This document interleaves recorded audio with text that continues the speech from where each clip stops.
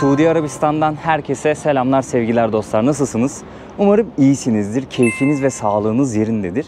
Şu an başkent Riyad'dayım. Beni takip edenler bir önceki Suudi Arabistan seyahatimi hatırlıyorlardır. Hicaz bölgesini gezmiştik. Cidde, Mekke ve Medine'de seyahat etmiştik. Bu bölgeye gelmemiştim, bu taraflara gelmemiştim. Bu sefer de birazcık sürpriz bir seyahat gerçekleştiriyorum. Şu an aslında farklı bir ülkeye gidecektim. Başka bir rota çizmiştim. Uçak biletlerim vesairelerim her şey hazırdı. Lakin iptal etmek durumunda kaldım. Yani o rotayı başka bir zaman yapacağım. Bazı olaylar yaşandı. Onun neticesinde ben hızlı bir şekilde yeni bir plan yapmak zorunda kaldım ve bir senelik Suudi Arabistan vizem vardı ve devam ediyordu bu. Atladım, buraya geldim. Birkaç gün Riyad'da olacağım. Bu şehri sizlere tanıtıp göstermek istiyorum. Ben de daha önceden gezmemiştim zaten. Ama yalnız olmayacağım arkadaşlar. Yanımda çok tatlı bir çift olacak. Sizleri onlarla da tanıştırmak istiyorum. Bir önceki Suudi Arabistan gezime çok ilgi gösterdiniz. Teşekkür ediyorum. Videolarımı izlediniz, yorumlar yaptınız, eşinizle, dostunuzla paylaştınız. Umarım bu Suudi Arabistan gezimde, yani Riyad'da kalacağım, İlginizi çeker. Yine fikirlerinizi belirtirsiniz, yorumlarınızı bekliyor olacağım. Eşinizle, dostunuzla umarım bu videoları paylaşırsınız diyeyim ve ben bu tatlı çiftimizi bulayım. Neredeler acaba? Dostlar, sizleri Şirin ailesiyle tanıştırmak istiyorum. Erçin Şirin ve Hacer Şirin. Gördüğünüz gibi çok şiriniz. Evet. Bu arada Riyad'daki en şu an güvende olan insan ben olabilirim. Çünkü ikisi de milli sporcu, dövüşçü, Wushu dövüşçüsü idiniz, Evet. değil mi? Evet. Wushu, kickbox, Ülkemizi de MMA, gururla yurt dışında temsil eden, şampiyonluklar kazanan, başarılar elde eden bir aileyle birlikteyiz. Nasılsınız? İyi misiniz? Teşekkür ederim. Sen nasılsın? İyiyim, ben de teşekkür ederim. Sen gelince daha iyi olduk. Bu arada beni burada misafir ediyorsunuz. Onun için de ayrı teşekkür etmek istiyorum. Biz teşekkür ederiz. Ben birkaç gündür buradayım arkadaşlar. Çok güzel böyle bir kaynaştık, birazcık gezdik. Burada yaşayan Türklerle, başka arkadaşlarıyla tanıştırdılar. Çok güzel bir ortamınız var. Suudi Arabistan'a gelme kararını nasıl verdiniz? Abi bizim ilk başta bir Fransa deneyimimiz olmuştu eşimle beraber. Tam pandemi zamanında. Tabii bu pandemi zamanındaki yaşanan aksaklıklar ve spor salonlarının kapatılması nedeniyle biz Paris'e gittik. Geri dönmek zorunda kaldık. Siz burada antrenörlük yapıyorsunuz Evet, bu arada. biz burada ikimiz de antrenörlük yapıyoruz. Fitness ve dövüş sporları üzerine antrenörlük yapıyoruz. Hacer bir Amerikan şirketinde çalışıyor. Benim kendi bir Suudi yatırımcı beraber kurduğum freelance bir personal trainer hizmet sistemimiz var. Onun üzerine beraber çalışıyoruz. Tabii biz Paris'e gittik. Geldik, tabii kafamızda yurt dışında yaşama fikri oluştu. Daha sonra tanıdığımız bir abimiz vardı, pilot kendisi, o bize Dubai'yi önerdi. Biz Dubai için bir LinkedIn hesabı kurduk ilk başta ikimiz de. Hesabı kurduktan bir hafta sonra bir tane Kolombiyalı menajer bana mesaj attı. İşte Erçin ve Hacer bizimle yaşamak ister misiniz dedi. Biz tabii hani nasıl bir iş falan. Dedi ki UFC'cim. UFC ismini duyuyoruz. İkimiz için de heyecan Kafes vericiydi. dövüşü değil mi? Evet, UFC? kafes dövüşü. Çok popüler bir kafes Aynen öyle. dövüşü. MMA organizasyonunun yapıldığı isim. Ya bu dövüş sporunu bilenler ya da izleyenler de bunu bilir. Bu da her dövüşçünün hayalidir de orada dövüşmek ya da onun bir parçası olmak. Ya biz dövüşmek ama en azından spor salonunda çalışmak Aynen. nasip Yani oldu. bildiğimiz kadarıyla da tarihinin ilk Türk çalışanları biziz. UFC tarihindeki Evet. ilk Türk antrenörler, çalışan. UFC çalışanlar. Gym olaraktan UFC ilk Gym, çalışanlar evet. biziz. Tebrik ediyorum bu arada. Teşekkür ediyoruz. Abi daha sonra işte LinkedIn hesabı kurduk. Suudi Arabistan teklif geldi. Biz de Ve biraz buraya düşündük geldiniz, ve buraya Riyad'a. geldik. Nasıl peki Riyad'daki yaşam? Memnun musunuz burada? Yani açıkçası sıcaklar haricinde ben memnunum. Nasıl alıştınız bu sıcaklara ya? Abi Hala alışamadık. sıcak Allah. Abi her yerde Sıcak. klimayla Şu an yaşıyoruz. Kaç derece? 41 derece şu 41 anda. derece. 40'ın altına Ve düştüğünde... biz gölgedeyiz, evet. Evet. 40'ın altına düştüğünde yazın zaman insan üşüdük falan Ne diyorlar yapacak burada. bir şey yok, alışıyorsun yani. Hani doğduğun yer değil, doyduğun yer yani. Mecbur alışıyorsun, zor oluyor ama şimdi biz alıştığımız için seni kadar zorluk çekmiyorum diyebilirim yani. Peki şimdi sohbetimiz devam edecek. Ben aklımdakileri de soracağım ama birazcık acıktık. Yemek de yiyeceğiz. Biraz mı? Çok iyi yemek yiyoruz. Abi ya. lütfen- Ben senin yediğinin yarısı diye hesap büyük ihtimalle şu an 75 kiloydum. İyi bir Abi. fiziğim Ama vardı. şimdi gezemezdim be abi. Yürürken zorluk çekiyor olabilir de. Çok güzel bir yere götürecekler beni. Buranın yöresel bir yemeğini tadacağız. Daha sonrasında tekrardan buraya gezeceğiz. Çünkü Evet. bir arkadaşınızla buluşacağız. Burada da güzel bir yerde böyle tatlı bir şeyler yiyeceğiz. Evet, tatlı vesaire de Dondurmamsı, yiyeceğiz. yoğurtumsu, o Hem şekilde. sohbet hem yerel lezzetleri tattığımız bir gün olacak ve sorulara cevap bulduğumuz Tamam bir gün hadi olacak. yemeğe geçelim artık. Hadi lütfen. Bir şey soracaktım, onu unuttum ya. Ne diyecektim ben? Açlıktan. Bizi çok sevdiğini söyleyecektin. O zaten. Bir dakika. Ama kafamı karıştırıyor ha. Bu arada çok makara. Ben Instagram adreslerinizi de bırakacağım. Bir YouTube Yazarım sayfanız da var yani. aynı zamanda. Ona da ben teşvik edeceğim, içerik üretin mutlaka. Çünkü Suudi Arabistan gerçekten önerir misiniz? Onu soracaktım. Yani bir Türkiye'den insanlar buraya kalkıp gelip burada bir yaşam kurmaya, en azından birkaç sene çalışıp para kazanmaya Tabii ki. gelsin mi, denesin mi bunu? Abi denesin. Biz de riske attık. Biz dükkanımı kapattım. Benim küçük bir salonum vardı. Erçin çok iyi bir yerde çalışıyordu. Biz buna riske atıp geldik. Ama mutluyuz yani. Yani şu da var. Bu videonun başında bunu sormak istedim o Evet, yüzden. Eğer hani hedefiniz gerçekten iyi para kazanmaksa ve vergi vesaire gibi olan için Gelir burada- vergisi yok değil mi burada? Aynen. O yüzden de abi hani tamamen size yani kalmış olur bu ücretler. O yüzden bu anlamda burayı tavsiye ederim. Abi zaten buraya geldiğin zaman burada çalışıyorsun, iyi bir ücret kazanıyorsun. Burada yıllık ortalama 30 gün herkesin izni var zaten. O güzel. Genelde, evet. O da Abi Ramazan gezebiliyorsun bayramı izni vesaire. var, Kurban bayramı bu 40 güne falan tekabül ediyor yıllık izin olarak zaten. Onların hepsini de soracağım Detaylı, sizlere. aynen. Paylaşırız. Özellikle sana Detaylı. buradaki kadınların yaşamı ile ilgili birkaç sormak istediğim bir şey var. O zaman yemek yemeye gidelim. Hadi gidelim. çabuk hadi. Hadi Artık yemek yemeye gidiyoruz. Yemek yemeye geldik şimdi arkadaşlar. Çok güzel bir restorana geldik. Neşt Village, yani Neşt köyü olarak geçiyormuş. Devasa bir yer, kerpiçten. Böyle dışarıdaki pencereleri de göstereyim. Rengarenk boyamışlar ama o kadar çok güneş vuruyor ki solmuş. Burası bayağı popüler bir yermiş. Güzel bir geleneksel yemek yiyeceğiz şimdi. İyi yaşa. Geldiğimiz restoranın ilk katı burası arkadaşlar. Bir de üst katı var. Geleneksel tarzda burada oturuyorsunuz yere, yer sofrası. O şekilde yiyorsunuz. Hemen burada abimiz ekmek yapıyor. Selamünaleyküm. Bahçesi de güzelmiş ha. Karşıda abilerimiz yemek yiyorlar. Bu da garson abiler galiba. Evet. Bahçesi çok iyiymiş ya. Hacer'cim, bu yemekleri bize tanıtmanı rica ediyorum. Öncelikle şundan başlayalım. Evet. Bunun adı haşibadiye. Burada hep basmati pirinç kullanılıyor. Bu kuzu değil mi? Bu bizim keşkeğimize benziyor.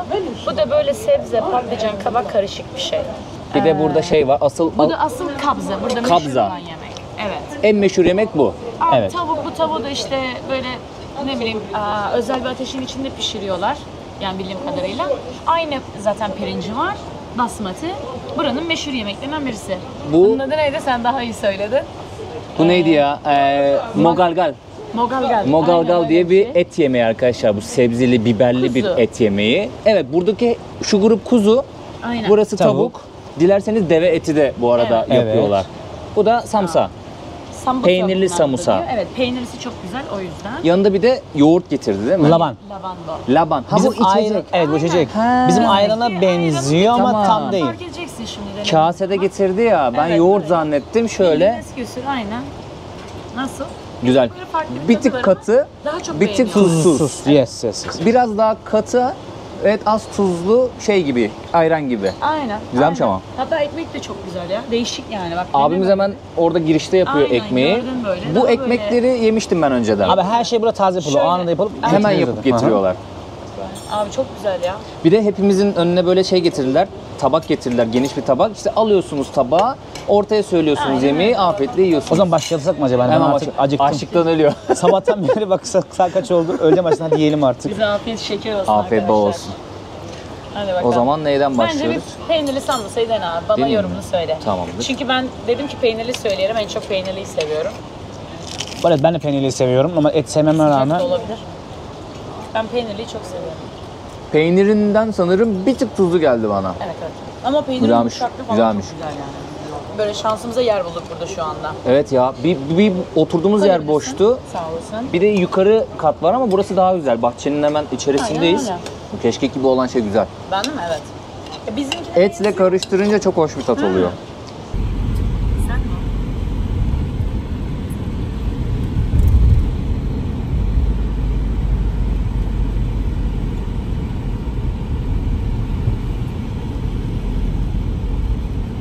Ben açıklama koyacağım ama şöyle hızlıdan göstereyim sizlere. Google'a visa.visitsaudi.com yazarsanız böyle bir siteye ulaşacaksınız arkadaşlar.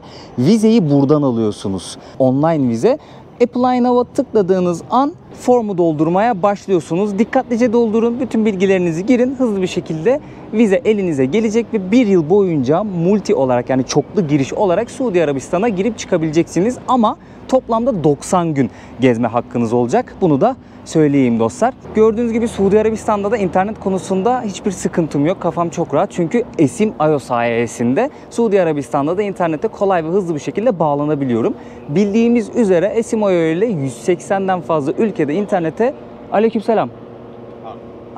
Şükran. Is okay video? Okay. Okay. Biraz önce bir asker geldi yanıma. Duyduğunuz sesini. Kamerayı kapat dedi. Ne yapıyorsun burada dedi. Çok İngilizce de bilmiyor. Hemen çeviriden anlattım derdimi, dedim YouTube kanalım var. Açtım gösterdim YouTube kanalını, dedim gezi vlogları çekiyorum. Seyahat, traveling. Dedi, arka tarafta askerler duruyormuş. O yüzden o tarafa çok gidip video çekme. Bu kısımda video çekebilirsin dedi. Sıkıntı çıkmadı yani, sağ olsun. Anlayışlı bir arkadaşmış. Tam da Esim.io'dan bahsediyordum. İnternetin olması bak büyük avantaj. Anlamadı da İngilizce bilmediği için anlamadı ne dediğimi, hemen çeviriden hızlı bir şekilde iletişimi kurduk, sorunu çözdük. Tamam. Hiç sıkıntı yok. Esim.io sayesinde internete bağlanıyorum arkadaşlar. Zaten takip edenler bir süredir seyahatimi biliyorlar. Esim.io ile 180'den fazla ülkede internete sorunsuz ve hızlı bir şekilde bağlanabiliyoruz. İstersek bir paket satın alıp o paketi kullanıyoruz. İstersek bakiye yüklüyoruz. Kullandığımız internet kadar ücret ödüyoruz. Diyelim ki bakiyemiz arttı. Bir sonraki seyahatimizde farklı bir ülkeye dahi gitsek kalan bakiyemizi kullanabiliyoruz. Esim.io'da OneSIM özelliği var arkadaşlar. Nedir bu OneSIM özelliği? Esim.io'daki bu OneSIM özelliği sayesinde sadece bir kere kurulum yapmamız yeterli. Biz hangi ülkeye seyahat edersek edelim, o ülkeye gittiğimizde uçak modulunu kaldırıp internetimizi açtığımızda internetimiz aktif olacak ve Esim.io bizi en iyi operatöre otomatik bir şekilde bağlayacak. Burak 2 kodunu kullanarak $2 bir hediyeye de sahip olabilirsiniz. Arka tarafta yine askerler var. Ben o tarafa doğru dönüyorum. Tüm detayları açıklamaya bıraktım. Oradan inceleyebilirsiniz. Gerçekten büyük kolaylık. Yani internetin olmasa hadi anlat derdini. Mesela bak çok absürt bir şey oldu burada ama hemen hızlı bir şekilde çeviriden konuşarak problemimizi çözdük. Az daha alıyorlar daha içeride, bak dakika bir gol bir olacaktık ilk videodan. Ama buranın askerleri, polisleri çok anlayışlı, böyle soruyorlar, hemen böyle olay yaratmıyorlar. Siz de nezaket içerisinde derdinizi anlatırsanız anlaşamayacağınız kimse yok. Bir de Türkleri seviyorlar burada, o yüzden konuşun, irtibat kurun, agresyona gerek yok, gerilmeye, korkmaya gerek yok. Derdinizi anlatın çünkü burası şeriat ülkesi diye gerilebiliyor insanlar. Çok fazla böyle kendinizi germeden, strese girmeden iletişim içerisinde kalarak buradaki problemlerinizi yaşarsanız eğer, ki umarım hiçbir şey yaşamazsınız, çözebilirsiniz. Burası da güzel bir yer. Arka taraflarda video çekmek yasakmış, caddelerde askerler bekliyor diye. Ama bu aralarda dükkanlar var. Alışveriş merkezi gibi düşünün. Açık alışveriş merkezi. Şimdi bizim çocukları bulayım, gezimize devam edelim.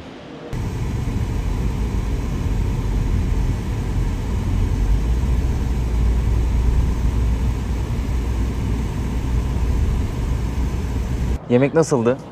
Güzeldi abi. Sen söyle nasıldı? Biz yedik daha Ben önce. çok sevdim. Çünkü bir önceki gelişimde bu geleneksel yemeği yemek istemiştim. Hello. Ama yiyememiştim. Fırsat olmamıştı. Lavan nasıldı? Çok güzeldi ya. Değil mi? Ben Böyle bir şey söyleyeyim mi? En çok onun tadını sevdim. Ben çöktüm Gelen yalnız ha. herkes onu çok sevdi ya. Çünkü sıcak ya hava. İçtikçe ferahlıyorsun. Güzel, İçtikçe evet. ferahlıyorsun. Bir de deve sütü mü vardı içinde? Bir de evet, şimdi bana dediklerine göre belki o yüzden tadı bitti. Bir riyabete göre. İçine birazcık deve sütü konuyormuş. Bu bilgiyi kim verdi? Arkadaşlarım. İsim veremeyiz. İsim bizde kalsın. İş yerindeki arkadaşlarım ya, buralı insanlar söyledi bana ama belki de hala devam ediyor mudur bilemeyiz yani.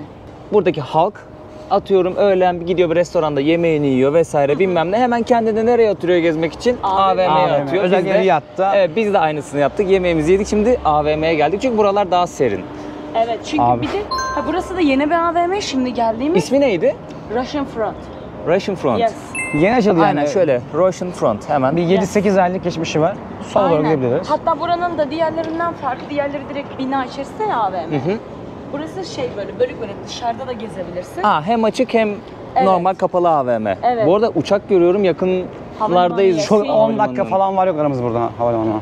Riyad'da yaşam pahalı mı? Siz 2 senedir deneyimliyorsunuz, burada yaşıyorsunuz. Şeyle başlayalım mesela. Ev kiralarıyla başlayalım. Abi Riyad'daki en pahalı şey konaklama fiyatları. Evet. Çünkü Riyad'ın yüz ölçümü çok fazla büyük değil ama insan fazlasıyla var. Süreli göçmen aldığı için abi ülke, şehir büyüyor. Nüfus artıyor fakat ev bunları karşılayamıyor. Burada yeme içme fiyatları artmaz. İşte böyle elektronik fiyatları artmıyor. Aksine hep indirim zamanlar olur ama kiralar artıyor. tabii Türkiye'deki kadar çılgın bir artış yok hani Türkiye ile kıyaslarsan. Yani diğerleri ama yeme içmeye göre, hatta şöyle bir şey söyleyeyim abi. Bizim oturduğumuz evi söyle mesela. Bizim oturduğumuz ev abi hani merkezi bir konumda sayılır. 34.000 riyal. Yıllık 1 Yıllık. artı 1. Bir artı Aynen bir. öyle. 2 taksitte biz onu 6 aylık bir Evet. ödüyorsun, 6 ay bir ödüyorsun. Burada şöyle 6 ay ya 1 yıl peşin ya da 4 ay 4 ay. Ama o çok nadir. Bunu herkes yapmıyor. Ama o zaman fiyat farkı tabii artıyor. Evet. Bir de Ha, burada şöyle ne kadar bir şey sık ekleyeyim. taksit olursa bir tık daha fazla Tabii. ödüyorsun. Bazıları peşinde indirim yapıyorlar sadece. Onun Ha, dışında tamam, nakit 4 para varsa ayla, diyor ki gel baba. 6 Yani öyle. ayla aynı fiyat. Şunu söyleyeyim mi unutmadan burada mutfaksız ev çok var. Bu ne? Mutfaksız ev. yok. Evet. Mutfaksız ev. yok. Nasıl oluyor? Sen kendin takıyorsun abi. Mutfak yok. Evet kendin tak diyor. Aa. Evet. Evet, iyi, ben çok dedim hani dedim. İlginç mesela taşıyamaz Yani evin en mutfak önemli şey abi, en taşıması. azından mutfak olması lazım. Mesela Yok. biz 34 bin verdiysek bir arkadaşım taşımıştı. 28 bin mutfaksız. Kız kendi bir şeyler aldı koydu içeriye mesela. Peki burada beyaz eşya pahalı mı? Ev dizmek istedik mesela. Buzdolabıydı, ya. klimasıydı, Biz bilmem dizerken bir nesiydi. günde dizdik. Yani Türkiye'de atıyorum evlendiğimiz zaman aylar Abi önce başlıyorsun şöyle falan ortalama hani. bir fiyat vereyim. 10.000 riyale 2 kişinin yaşayacağı bir ev dizebilirsin rahatlıkla. 10.000 riyal. Yani 110.000 TL civarı. Aynen, çok güzel bir şekilde. Televizyonu, buzdolabı, çamaşır makinesi, tabii bunlar Gidip her şey pahalı, lüksüne Orta kaçıyor. segment Ha, desek. Yani orta segment, başlangıç seviyesinde abi çok güzel bir şekilde Bizim dizersin. evdekileri gördüm. Evet. İşte koltuktu, televizyondu. Bayağı da şey bu Yatak arada odasıydı, yani komple takım. Hani iyi ya. normal yani. Bir şey çok rahat. Yani Çünkü o zaman işini görür. niyetimiz, evet. Uzun sene idare eder. Öyle şey dandik de Evet. değil baktığın zaman. Aynen öyle. Doğru abi. Hani, şunu söylemek istiyorum bir daha abi. Şimdi biz buraya geldik 2 yıl oldu, tamam mı? Biz 2 yıl önce marketlerden neyi, hangi fiyatı aldıysak halen aynı fiyat alıyoruz. Yani ben 2 yıl önce aylık 500 lirayla ne tür alışveriş yaptıysam, aşağı atıyorum kaç tane çikolata, kaç tane yağ, ıvır zıvır aldıysam yemek için halen aynı fiyat. Bu arada buranın para birimi Suudi Arabistan riyali. Bugünün kuruyla 1 riyal 11 TL yaklaşık değil mi? Yaklaşık 10.5-11 TL civarı oldu Bir de abi. dolar sabit burada. Evet, dolar- 1 dolar da kaçtı? 3 nokta. 76 Saudi riyaline eşit. Bu arada hareketlenmiş birazcık burası. Fark ettiniz mi? Bir önceki Abi gittiğimiz yer saat daha 6 şeydi. yavaş yavaş artık. Evet. Bir de hafta sonu şu an. Burada cuma cumartesi resmi tatil. Değil mi? Cuma cumartesi. Evet. Ben Hafta perşembe sonu cuma olduğu falan için de- diye bir düşünmüştüm bir ara, sonra dedim ki mantıksız olur. Abi ilk başta çok güzelmiş. Ya cuma cumartesi tatil yani şimdilik. Pazar günü hani o çok zor gelmiş bize ya. Tabii o düzene alışmak. Abi daha anca alıştım vallahi 2 yılda. Ben mesela gittiğim yerlerde hep şeyi gözlemliyorum. Buradaki kadınların hakları son yıllarda böyle bayağı Değişti. haklar verildi ya kadınlara. Bunu ben mesela bayağı gözlemlemeye başladım. Hatta bir önceki Suudi Arabistan seyahatimde bununla ilgili bir video da yaptım. Araştırdıklarımı anlattım da. Senin burada bize verebileceğin bir bilgi var mı? Sen şeyden bahsetmiştin. Kadınlar bayağı spora önem veriyor, Burada şöyle, gidiyorlar, spor yapıyorlar. Mesela ben Türkiye'de de aynı işi yapıyordum ama bu kadar çok kadının spor salonuna geldiğini ben hiç görmedim. Sosyal hayata da karışıyorlar. Çok fazla. Bence bu şeyi kral destekledikten sonra yani onlar da kralı çok seviyor Prens zaten. Selman'dı değil mi? Evet, kadınlara çok değer veriyor. Kadınların daha çok çünkü hayatta o hani aktif olmalarını istiyor. Mesela salonlarda atıyorum sen 50 yaşında da üye var. Ne bileyim 18 yaşında da görebilirsin. Yani ortalama çok yüksek. Ama bu Spor geleneksel kıyafet şeyini korumuşlar. Evet çünkü bazı Peçeyle kültür ve artık. Benim o çarşafla kültür dolaşıyorlar. yani. Şimdi Evet.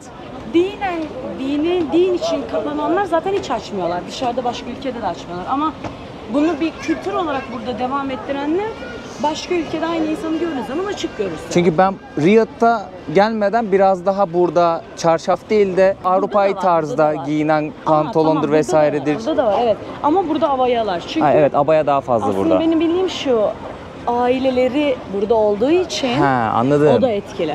Anladım. O da var. Aileleri burada Bunu yani. özellikle Niye sormak istedim, değiştiremiyorlar? merak ettiğim için sormak. Yani Ama gözlemlerimi. onun dışında gittiğin her yerde, markette, eczanede her yerde kadın görürsün. Evet. Daha çok kadın çalışan. Ha, Çok bu arada burada fazla- sadece çok kadın fazla. haberciler var. Sadece kadına Bir şey hizmet söyleyeyim mi? veren mesela. İlk geldiğimde Cidde'de işte ülkeye geldim. İlk gün geçti. Ertesi gün bir yere gideceğim. Abi bir baktım Uber şey var. Karim uygulaması var ya burada taksi. Hem Uber hem Karim diye bir taksi uygulaması var Evet, arkadaşlar. Bolt var. Bolt, Karim, Uber var Bolt burada. da mı var? Evet. Güzel. Tamam 3 tane. Bunları da burada kullanabilirsiniz. Ya fotoğraf çıkmıyor. İlk başta jeton düşmedi. Aa dedim, sonra bu kesin kadın. Evet. Hani çünkü kadınlar araba kullanabiliyor. Öyle bir Bazıları algı var. yazıyor, sadece kadın gitmiyor Heh. belki ama bazıları karışık gidiyor, kabul ediyor. Çünkü eskiden bir algı vardı. Kadınlar araba kullanamıyor, Evet. işte dışarı çıkamıyor, kocası Ama yanında şimdi olmadan mesela gezemiyor falan. tam Öyle bir şey tersi. yok. Ben burada ehliyetimi değiştirmiştim. Bir sürü kadın hocalar.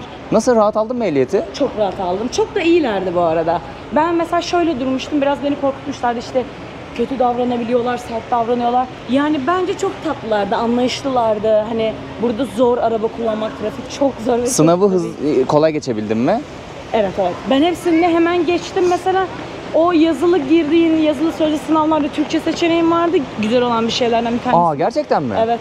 Kendi dilinde de burada Evet. ehliyet alabiliyorsun. Evet. Bak, Türkçe bu güzel bir o şeymiş. sınava giriyorsun, diğeri uygulamada sana söylüyor zaten. 3 kişi alıyor hoca içeriye. Ama çok iyiydi yani. Ben çok rahat aldım. Ya burada şimdi de mesela sen görüyorsun bir sürü kadın dışarıda Evet. şu anda. Yani bir şekilde Mesela parasını çok kazanıyor. saygılı. Sosyal hayata, iş hayatına karışabiliyorlar. Kadınlar gelir mesela, o tatlı abayaları vardır, böyle hicapları. Salona bir gelirler, çok da güzellerdir yani hani. Güzel Nasıl sence? Suudi kadınları güzel mi? Bence güzel. Siz göremezseniz de ben yakından görüyorum. Bence güzeller, çok bakımlılar. Asla pis kokan görmedim, hep çok temiz kokuyor. Bir de sanırım şeymiş, estetik. Güzel. Estetik çok Evet. yapılıyormuş burada. Evet, çok fazla. Bu arada burası da tatlı bir yermiş. Yani Güzel, açık değil mi? hava AVM'si bence daha hoş oluyor. Böyle yürüme alanları Güzel. oluyor ya. Şimdi çok sıcak, o yüzden aslında mesela burada bu kış çok güzeldi, bu kış soğuk oldu. Biz de ceket falan giydik yani, harbiden çok kalabalık. Eve ısıtıcı aldık. Mesela Isıtıcı. evet. Küçük ısıtıcı O aldık. kadar soğuk Hacer oldu. için özellikle. Ben çok şey değil ama Hacer Hayır, o da battaniye altındaydı bu arada. Sıcağa alışabildiniz mi? Burada Abi, sıcak, alıştık ya. ciddi sıcak bir hava Benim var ilk geldiğimde çünkü. burnum kanıyordu. Muhtemelen hem kuru ve hem çok sıcak olması ama şu an okey. Bir de dışarıda pek işimiz yok. Sen olmasan yürümeyiz çok fazla muhtemelen. Peki Hani. sosyal yaşamınız nasıl burada? Onu da sorayım. bizim güzel abi. Birkaç tane görüştüğümüz abi Türk aile var, çok sevdiğimiz. Türk, yarı kebap, yarı taco özellikle. Ha, yengemiz Meksikalı. Yes, Ali Kartel. Cim'le Eyüp abi. Aynen. Eyüp abimiz. O yüzden onlarlayız daha çok. Bir de işte iş yerinden arkadaşlarımız, eski sevdiğimiz. Öyle güzel yani. Burada Ama çok yaşayan yoğun Türk var mı çalışıyoruz peki? tabii. Çok var, evet çok var. Genelde yatırım yapmaya var. ya da işte böyle İnşaat mühendis, sektörü. inşaat sektörünün için geliyorlar. Evet, evet, Bildiğim evet. kadarıyla. Berber. Berber çok var ama Hatay'dan zaten onlar. da. Abi yemek O sektöründe tabii ki yüzden de Arapça varız. konuşuyorlar mesela. Burada bizim yemekleri seviyorlar değil mi? Abi seviyorlar. Türkiye'de mutlaka. Genel bizden Türk evet. mutfağı her yerine sevilen bir Mesela mutfak. bugün o yediğimiz yemek de aslında biraz düşündüğümüz zaman bizim yemeklere çok Pirinç benziyor. farkı. Tat Burada olarak. mesela Basmati. Türkiye'de basmati çok azdır, o yüzden de pahalıdır. Burada da olabildiğince basmati pirinç yenir. Basmati de en sağlıklı olanı değil mi ya? Evet. Siz hocam size Sindirimi sorayım, daha sporcusunuz, kolay. siz daha iyi Abi bilirsiniz. sağlıklı, biz şimdi kültür olarak alışmadığımız için basmatiye. Yani Biraz pahalı daha bir yavan pirinç. geliyor değil mi? Tat Evet. olarak. Seviyorum ben. Ama Ben de yapımla seviyorum. alakalı biraz, yapımla alakalı. Çok iyi bu arada. Evet, güzelmiş. Nane var değil mi? Evet. Şık oluyor. Araba tamirine gelmek demeyiz kardeş. Kanka ne oldu böyle ya? Tekerimizde sorun var dostlar ya. Tekerimiz sürekli düşük gösteriyor. Evin yakınında bir tane burası tamirci. Tüm tamirleri yapıyor mu, sadece tekerle mi ilgileniyor? Teker ve akü. Break, no break. Şimdi tekerde bir sıkıntı oldu. Böyle bir tamirciye geldik arkadaşlar. Evin yakınlarındayız. Burada Yemenli bir kardeşimiz var. Kardeş. Birkaç kelime Türkçe de biliyor. How are you? You good? Fine, good. İyiyim.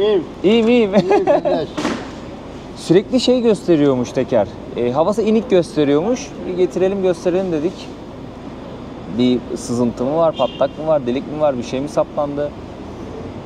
Burada da Yemenli kardeşimizle tanıştık.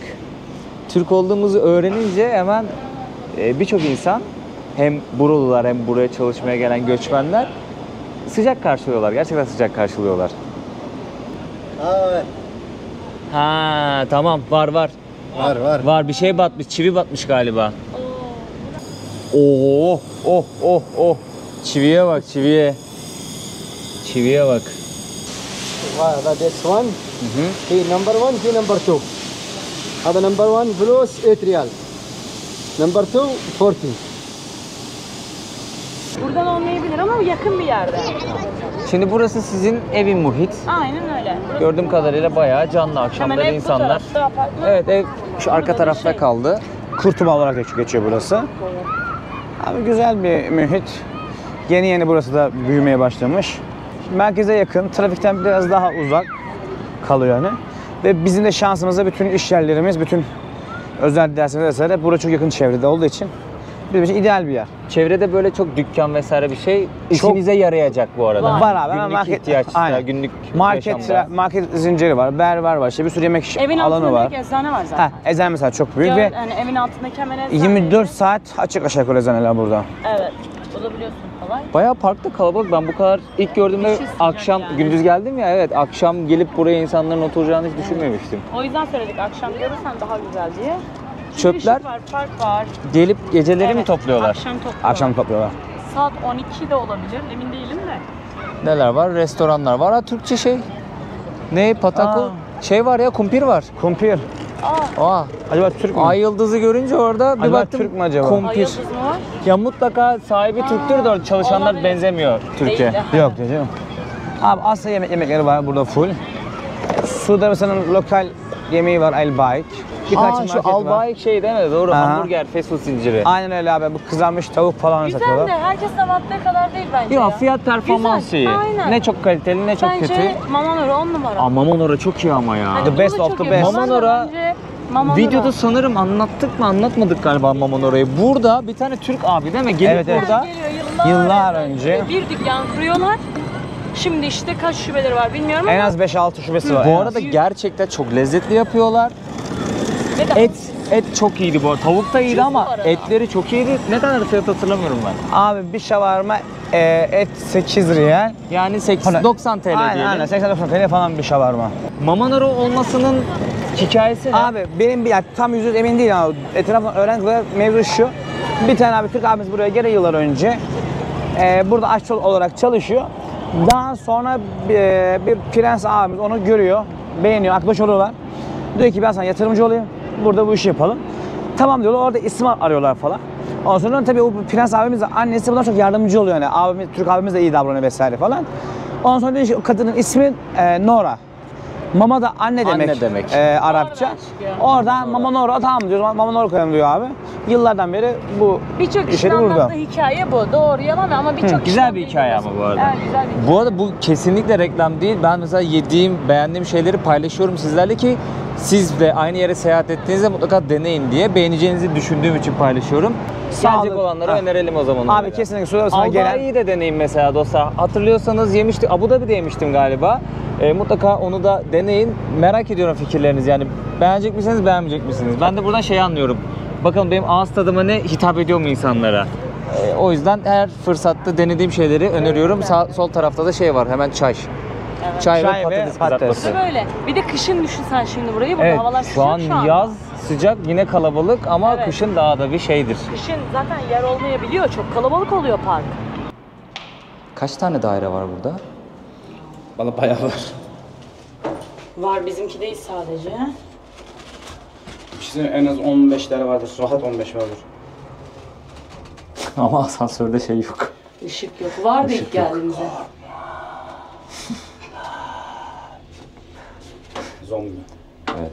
Abi bak korkulan şeyler. İlk geldiğimizde vardı. Sonra asansör bozuldu. Yazdım yöneticiye falan. Kimse bana cevap vermedi. Sonra yapmışlar. Bir de kapı hızla kapanıyor, sıkışıyorsun. 15 numara sizin. Demek ki 15'ten fazla daire var. Bayağı var. Ha 16 orası. Üst katta var. Aa, en üstte miyiz biz? Evet arkadaşlar. Ne yapıyorsun? Canımız kızımız. Bugün aklımı aldı sabah. Korkuttun beni. Gelmiş dibime kadar, ensemde şöyle kulağımda şeyini hissettim, bıyıklarını hissettim. Abi ismi Şirin. Bu arada. Şirin. Kendisi de Şirin. Hep benim canım için. Güzel bir kız. Çok güzel bir kız bu. Babacık Biz bunu burada. sahiplendik. Bu kızı sokağa Babacık atmışlar. burada. Bu cins kedi. Bunu demek ki. Babacık arada böyle. Dur. Ama takıldı hayvan. Bak. Babacık. Ne şimdi kamera var. Kamera kapanınca evde. Suyu alır mısın oradan? Bu kediciyi atmışlar sokağa. Bebek, biz bundan sahiplendik işte, hastaydı falan. Ama şimdi çok iyi. Ercü bırak. Bak. Sizin kaldığınız yer burası. Geldiğinizden beri burada mı kalıyorsunuz yoksa başka? Önce şirket bize bir yer verdi. Tübühanesi çok kötüydü guys. Gerçekten çok kötüydü yani. Sonra biz burayı bulduk. O bir arkadaşım sayesinde buraya geldik. Eşyasız biz her şeyi aldık. Siz buradaki her şeyi aldınız. Oturma odamız abi. Mutfağımız öbür tarafta. Yatak odamız, tuvalet banyo. Yani tuvalet o tarafta, yatak odası arka tarafta. Burası böyle Amerikan mutfak. Allah bir şeye basıyorum. Hayır çanta. 1+1 bir dairemiz var. Burası da apartman boşluğu gibi. Ya anladığım burada kadarıyla öyle. Burada bu sıcaktan korunmak için... Ha öyle boşluklar ya evet yapmaları gerekiyor. Şimdi binaların arasını Evet karanlık görüyor şu an musun bilmiyorum. göremeyiz. Evet böyle boşlukta bırakıyorlar. Görünür mü? Yok, Görünmez. gözükmüyor. Evet gündüz çekmek lazımdı. O zaman burada bitirelim videoyu. Çok güzel bir Tamam gündü. hocam, teşekkür Çok teşekkür ediyorum her şey için. Biz teşekkür Asıl ederiz. biz teşekkür ediyoruz. Arkadaşlar umarım videolarımızı beğenmişsinizdir. Yani Burak kardeşimizin kanalındaki videoda beğenmişsinizdir. Lütfen bu videoları beğenelim. Evet bir Yorum de yapalım. Şirin Bir de ailesinin ne ben görüyorsanız öyle arkadaşlar videoda. Evet. Bu adam ne anlatıyorsa onu anlatıyor. Yani ben de bazen yorumları okuyorum orada ama hani ne görüyorsa anlatıyor size orada. Aynısı da böyle kendi ne yapıyorsa onu yapıyor yani. Hani değişik bir şey yok. Biz uzun zamanlar izlediğimiz için Burak geldiğinde böyle Teşekkür çok ederim. samimi Yani gibi çok olduk. doğru bir kanal takip ettiğimizi daha çok anladık. Hani Çok teşekkür güvenilir ederim. anlamda. Ben de- Özellikle gittiğin yerde verdiğin bilgiler vesaire. Evet. misafirperverliğiniz için önce çok teşekkür demek, ederim. teşekkür ederiz. Gelmeye devam edecek videolar. Birazcık farklı planlarımız var. Böyle ilginç bir mahalle üzerinde çalışıyoruz. Bakalım gideceğiz, Yani yarın gezeceğiz ya da ve öbür gün o sürprizi ve yapabiliriz. buradaki evet böyle fiyatlar vesaireler, zengin yaşam oralar hakkında da böyle birkaç şey var kafamda. Yine sizin bilginiz ve araştırmalarımız dahilinde bakalım Aynen. güzel videolar gelir umarım. Gelecek. İnşallah teşekkür ediyoruz. Açıklamalara ve aşağı bırakıyorum. Hem Instagram hesaplarını hem YouTube kanalını lütfen takip edin dostlar. Benden selam gönderin YouTube videolarına ve kanala abone olmayı unutmayın. Şirin ailesi. ederiz. Umarım şey yaparsınız yani video çekiyorsunuz, kanala atıyorsunuz. Kendi işiniz de çok yoğun ama o istikrarı sürdürürseniz çok bence eğlenceli bir çiftsiniz. Arada böyle atışmalarınız Gerçekleri koyabilirsek eğer. bence bak Ama kesinlikle koy. gerçekten Bak ben çok linç kesinlikle yerim. Ben koymalısın. çok linç yerim. Ben inanıyorum onun ayrı bir fan grubu olacak yani. Yani, ama ben- Erçin Reis fan grubu gibi. Çünkü gerçekten çok makara bir çocuk. Güzel anlaşıyorlar. Arada didişiyorlar ama çok komik oluyor didişmelerinde. Ben Ama çok bize eğleniyorum. bak, bizim- Ben çok eğleniyorum Bak şahsen. bizim bütün kavgalarımız, didişlerimiz hep hani benim aşçımdan kaynaklı genelde. Ben açsam ama harbiden hani şey yaparım. Sabah kahvaltıda. Evet mesela beklemek istemiyor sen Evet. çekerken gördün değil mi? Abi yiyelim hani yiyelim sonra çekeriz hani. İşte acaba o yüzden YouTube'a Ben ben evet çekemiyorum. sokakta mesela video çekiyorum falan ya da bir şey yiyeceğiz. Ben 2 günden çözdüm senin beden dilini. Hemen şey yapıyor böyle hani çekelim, yiyelim, içelim, su. derin bitsin yani, Evet su anladın özellikle dili damağı kuruduğunda ki haklı ama çok son sıcak birkaç gün yani. bile Ekstra sıcak. Evet. Ama bazı şeyler kolay değil. Bakın adam çölde gidiyor, yatıyor sokaklarda bir yerlerde çadırda. Kazakistan'da tam Öyle anlamda- olmuyor. Biz bir yerimizin rahatından ödün veremiyoruz yani. Bizimki YouTuber değil abi. Biz Burak Ama ve siz diğerlerini buradaki yaşamı izliyoruz. da en azından tanıtacak, gösterecek böyle. Evet, evet. Yani belli Atıyorum, aralıklarla aynen. video bence paylaşın. Size Buradaki de ana market olur. fiyatı ya da varsa insanların merak ettiği siz de yazabilirsiniz Sizin- yorumlara Burak'ta. Biz de oradan cevaplarız yani. Yani suda sana ilgili merak ettiğiniz her şeyi, her soruyu cevaplayabiliriz. Evet. Yani Yorumlara sporla alakalı yazın olur. biz oradan Evet sporla da alakalı bu arada evet doğru. sporla da alakalı yani elimizden bildiğimiz kadarıyla yanıtlarız yani neden? O zaman videoyu burada kapatıyoruz. Nasıl istiyorsan. Kendinize çok iyi bakın. Bir sonraki videoda görüşürüz diyelim. Hoşça Adios kalın. Bye amigos dostlar. selame. Massalama. Masalama. Massalama.